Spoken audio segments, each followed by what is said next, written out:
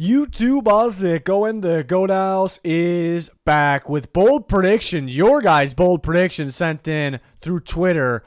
This is of week 3 or the entire season, and I'm here to break down these bold predictions. We do this video every single Thursday. Make sure you follow Twitter to play along. We also have news, rumors, updates, talking during live games. JPP just signed with the Ravens a little bit ago.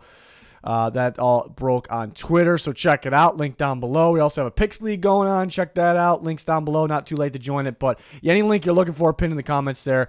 Like, subscribe, turn notifications on because we have full NFL coverage, weekly predictions, score predictions to every game, power rankings, and plenty more. But let's get on to this week's bold predictions, see what we got. Kyle Harsek. Whoever is leading with less than 2 minutes in the Lions-Vikings game will lose this week's game in a walk-off. Basically saying this similar to last year. There was a walk-off, basically a buzzer. The Lions scored a touchdown to win the game against the Vikings. So I kind of like this one. Obviously, Kyle's a Lions fan. I'm a Vikings fan.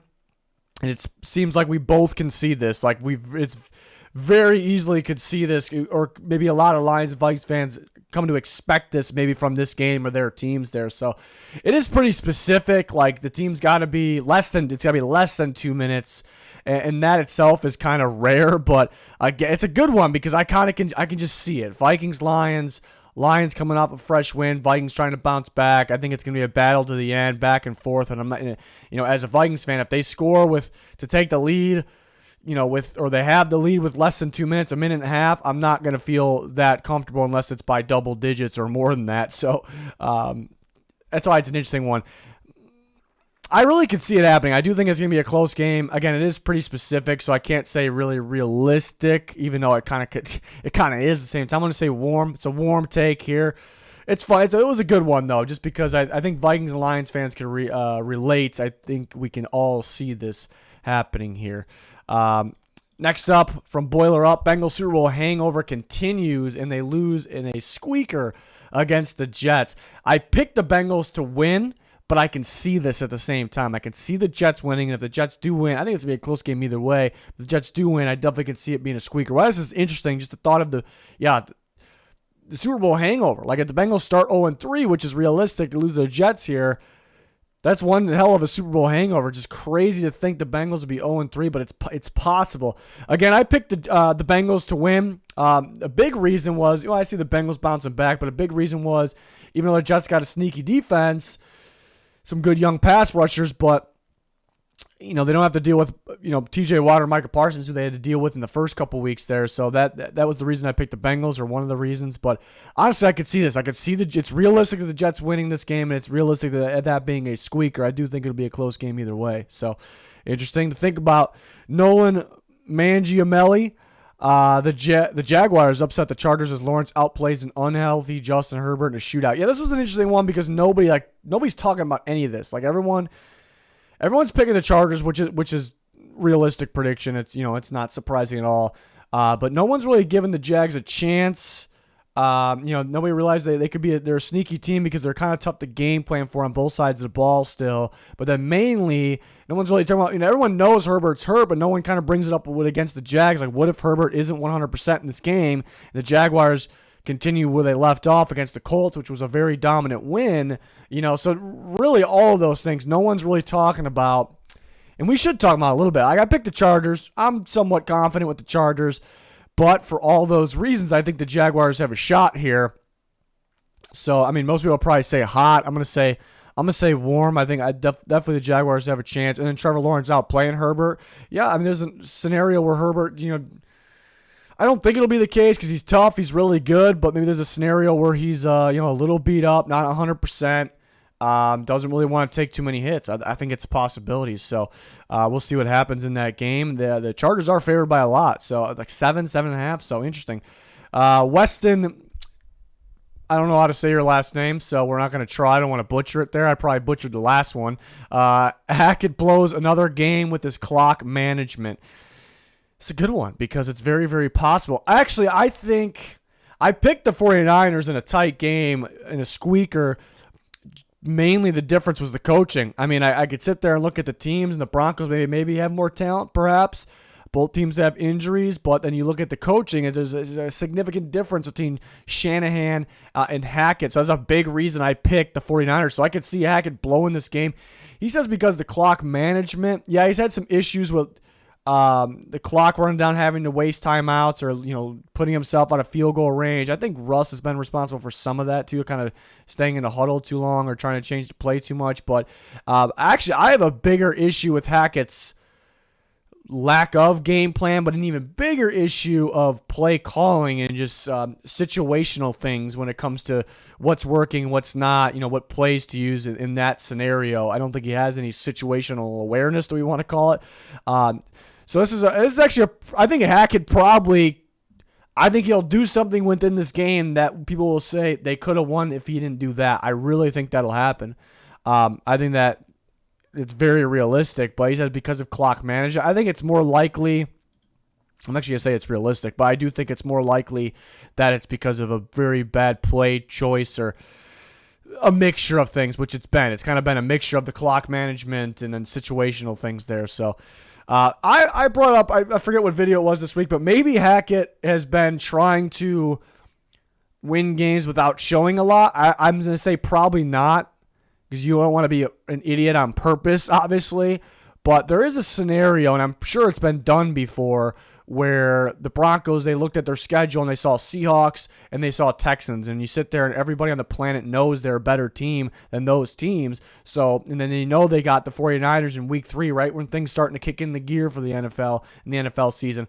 So they could have tried to maybe save a little bit of things or didn't want to give away their best play call in certain situations. I think that would be overthinking a little too much, so that'd still be bad by Hackett. But I could see that being a thing, like kind of realistic. So maybe it's a Hackett breakout game. Maybe in week 3 on Sunday Night Football, maybe it's a Hackett breakthrough game, and he was trying to save a little bit. I don't think so, but maybe it's possible. Next up, Tordera Power 1. Someone farts again in the booth. So yeah, Dan Orlovsky farted on Monday Night Football in the booth. We broke that down in our news video, most recent video. We broke a lot of things down. You're going to want to check that one out if you haven't seen it. Me and Junior there. This was a funny one, though. Somebody fart in the booth again. I was thinking, no way somebody farts in the booth again. But I was also thinking, that's all over the internet, right? And everyone's, I think somebody's going to mention something about it. Like one of the announcers is going to think he's real funny and make a fart noise, or says something about Orlovsky farting, or, I kind of can see that. I'm still going to say, this is a silly one here. I'm still going to say hot, unless somebody is messing around, obviously trying to make fun of Orlovsky, but that wouldn't be a real fart. So I don't think somebody really farts again. Was Orlovsky's a real fart? We kind of broke that down in our recent video there, so check it out. But Josh Pettit, Texans Bears will be the tiebreaker for the first overall pick. So that's an interesting one as well. So two teams that people consider towards the bottom of the NFL, but there's other teams that could be considered down there. I mean, the Falcons, who are playing the Seahawks this week. Going into the year, people said the Seahawks as well. And there's quite a few other teams. The Panthers are probably down there right now. The Jets maybe down there. They did come away with a win last week, obviously. But teams like that. So Texans, Bears. So basically saying the loser of this game will eventually, at the end of the year, get the first overall pick. And I think it's pretty realistic. We won't say it's happening. Be pretty damn bold, even though it's possible. I think it's realistic, though. I think the Texans or the Bears could get that first pick, and I think the loser of this game, that could be the tiebreaker between the two when it all comes down to it, because maybe they want to have a difference of the wins, but and some people thinking maybe the Bears are a little bit better than I think both teams. Maybe the Texans put up a fight with the Colts in week 1. They put up a fight with the Broncos week 2. They only have one loss right now. The Bears beat the Niners. My problem with the Bears is I don't really know what's going on with their game plan, and they're only throwing the ball 11 times a game, whatever that is. Fields has 28 throws total, so are they really all in it to win right now? So could that be something that, if they continue it, then I think they'll continue to lose if they continue those things. So that might assist in going for the first overall pick. But I think it's pretty realistic. It's interesting to think about. I think that game could go either way. I did pick the Bears. I think being home helps them. I think both teams will try to run the ball quite a bit, so it's going to be it might be an interesting game to watch because of that. So we'll see. Aaron Silkoff. Kenny Pickett will take over as Steelers quarterback after tonight's game. It's a pretty good one because we're all kind of thinking now, it probably could happen sometime soon because the offense is extremely underwhelming. And then Trubisky's extremely underwhelming. Just, not the smartest quarterback. It's not like he's turning the ball over rapid fire, but just doing, some simple stuff wrong. The routine things wrong and, doesn't let plays develop as well. And there was people that really thought he was going to be better than Big Ben. They talked themselves into that, so that was wild. But, yeah, and they drafted Pickett in the first round. Pickett should have started from the beginning anyways because you don't draft a quarterback in the first round, and pass up on probably other overall better players in that draft class considering the quarterbacks, to not play him over Mitchell Trubisky. I thought that was just really bad to start. So it's got to be coming soon. I think tonight's game is huge. Pittsburgh at Cleveland. It's a game that can go either way. Both teams expect to win that game for sure. Both fan bases expect to win that game. So it could go either way. But the key for two, not so explosive offenses, we'll say, the Steelers do have the explosive receivers and the Browns do have the explosive running backs running game, but all around consistency and, take over, get it, rack up the yards and points, and not really those offenses. It's more of a defensive game. So the offense, they expect their quarterback to go out there and do just enough. And if Trubisky cannot do that, I actually think this is pretty damn realistic. I think it's a possibility, if they're losing at halftime because they need to and expect to win this game against the Browns. If they are really, if they have 0 points, 3 points, 6 at the end of the first half, and the Browns it's not out of reach, but they feel like going to Pickett at second half. I think it's a possibility. I'd say if that was a take, I would actually say, I think most people would say hot. I would probably say warm, but the take is he just got to take over after tonight's game. I think it's pretty realistic. I picked the Browns to win. A lot of people are picking the Steelers to win. So if the Steelers come out here and win and Trubisky wins, then it's not so realistic. I think Trubisky will stay in the game there as long as he wins. But if you're like me and predicting the Browns to win, which again, I'm not guaranteeing anything, it's kind of close to a 50-50 here. I think mainly being in Cleveland's a big factor and TJ Watt being out still. Clowney is out. But yeah, if you're like me and kind of thinking that's going to happen, defensive game, Browns squeak it out, then you're probably thinking, like me, it's very realistic that Pickett is probably in for next game. So definitely something interesting to monitor there. Bailey, the AFC South is going to be one with a negative record. So that's a tough one, too. Interesting one to think about because the AFC South's really bad right now. And the Jaguars are leading it. And then nobody else has a win. The Texans and Colts tied each other, so they don't have 2 losses. But the Titans have 2 losses. I think this is possible because it's so bad of a division. Man, it's tough. I'm going to put it right in the middle. I'm going to say warm. I think somebody figures it out and the Jaguars could win it. I spent all offseason calling them sneaky, and they're kind of showing it right now very early, but they can be sneaky, win this division. I could see that. Definitely could see that, but at the same time, you take a look at the Colts, you take a look at the Titans. We don't want to rule the Texans out. They're playing some tough ball right now. But if you look at teams like the Titans and the Colts, I think at least one of those teams is bound to figure it out, and they'll find like a good spot of their schedule, go on a streak. Both those teams kind of do that. It seems like every year. The Titans been doing it, and the Colts kind of did it to make things interesting in the division. Like, oh, maybe the Colts are there. They come. Watch out, Titans. The last couple of years. So I think one of those teams are bound to figure it out, and that doesn't. Even if they do that, I guess doesn't necessarily guarantee. And that's why I went with warm. It kind of sounded like I was going in that hot direction. Like one of those teams is going to figure it out, right? I'm pretty confident with that.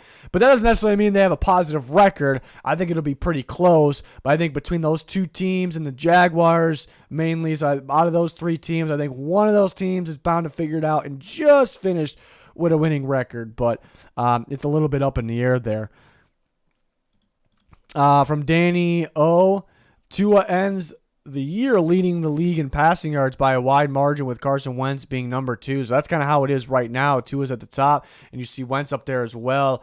It's interesting to think about, too, because will it finish the year like that? Will somebody else creep up there? There's guys like Tom Brady that we expect to be up there is really not even close. A guy like Aaron Rodgers not there, and they could turn it around. We know Josh Allen, Patrick Mahomes, Justin Herbert will be fighting at the end of the day to to take that title as well. But Tua, if he keeps having games like that, or you need to keep having games like that, if he just has them here and there, then it's very possible. It's very interesting to think about. I like the take. I'm gonna say it's actually piping. Because how specific. I just realized how specific it is.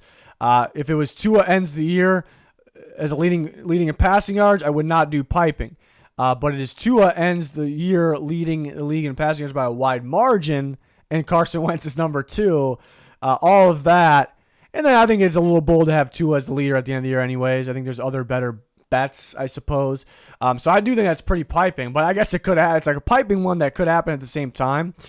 But I think Wentz may be more likely than Tua. I think there's going to be a lot of those games like last week where maybe the Commanders start a little slow. They dig themselves a little bit of a hole. And then Wentz with those weapons, they're firing off. They can't run the ball as much because they don't want to run the clock. And they're coming back. I think they will maybe complete that comeback sometimes. I think a lot of that happens. So which will result in Wentz getting a ton of yards. And he has those weapons, like we said, in the passing game. So I think Wentz is more likely to lead than Tua maybe. But if Tua has some more of those games like he did last week, I don't expect those crazy comebacks a lot, though. I think I don't know if they'll be in position to have to do that. That's the thing. And then you got Mahomes, Herbert, Josh Allen, guys like that. That'll probably be fighting up there as well. So I think it's pretty piping, but kind of like interesting at the same time. That could have happened. And this one from MCFCM, it's really small for me right now. MMB. Josh Allen is the first player since Kurt Warner to win regular season MVP and the Super Bowl. So crazy it's been that long. And the other crazy part is like if we did this every single year, like take the best quarterback right now and the best team and say the quarterback's going to win MVP and that team's going to win the Super Bowl, it'd be piping every year. Even if it's like clearly that's the best quarterback that we're here in week 3. Like even though if it's like we all look at it and go, it's very possible whether it was Tom Brady those years or Patrick Mahomes maybe recently. I think we'd all say it's pretty possible. With the chance that happened the first time since Kurt Warner, it's pretty. I think people would say it's hot or it's piping hot, just because the chances of it finally happening again. But it's weird because for some reason this year, this feels a lot more realistic than ever. The hype that Josh Allen is getting and deserving of that hype, and the play he's putting out there, the wow ability, the impact, how tough he is to game plan for, maybe the toughest in football, toughest to deal with for defense, the amount of ways he stretches out the defense, whether it's vertically, horizontally, how dominant the Bills are right now. It's very early, but they look as dominant as anyone's been in some time, and there's been some dominant teams. So, yeah, this would normally be, in the same scenario, whoever the best player was and Super Bowl the favorite was, in the past, I think it'd be hot. I'm actually going to say it's realistic. I think it's pretty damn realistic just because, it's very early. You don't want to overreact to stuff, but that's kind of what this video is, though, being bold. But the way that Josh Allen and the Bills look right now, it's like I would not pick anybody else. Like if I had to predict, and I do predict who's going to win MVP, who's going to win Super Bowl. I predicted both Josh Allen and the Bills before the year started, and there is no reason I would change it. I think in the past at this time, I would probably go, yeah, this would be my pick for MVP and Super Bowl, and they would probably be different, by the way, different MVP is a different team than the Super Bowl team. But I also can go with this guy, and that guy feel pretty good about this guy, and I feel pretty good about that team winning and that team winning. This year, I don't have that. This year, and I'm not guaranteeing anything, but right at this very early stage, there's no one else popping my head right now, which is kind of wild, even though other teams do have shots and other MVP candidates do have shots. There's really no one else popping my head right now. It'd be very difficult to get myself away from those predictions. So it's interesting. Something to watch for. Josh Allen, the Bills they're playing some really good football. I'm excited to keep watching. Now they play the Dolphins in Miami this week. Tough task there in a division rival game. So can't wait to watch it. That wraps up this week's bold prediction. Let me know your guys' thoughts. Make sure you follow our Twitter to stay in touch, keep up to date with rumors, news, and then we talk during live games as well, and then get involved in videos like these. Super followers on Twitter get a bunch of bonus extra content. We got QB rankings, ranking all 32 every single week, things like a lot more than that too. So check it out. Like, subscribe, turn notifications on. That's going to do it. Thanks for watching. Goodbye.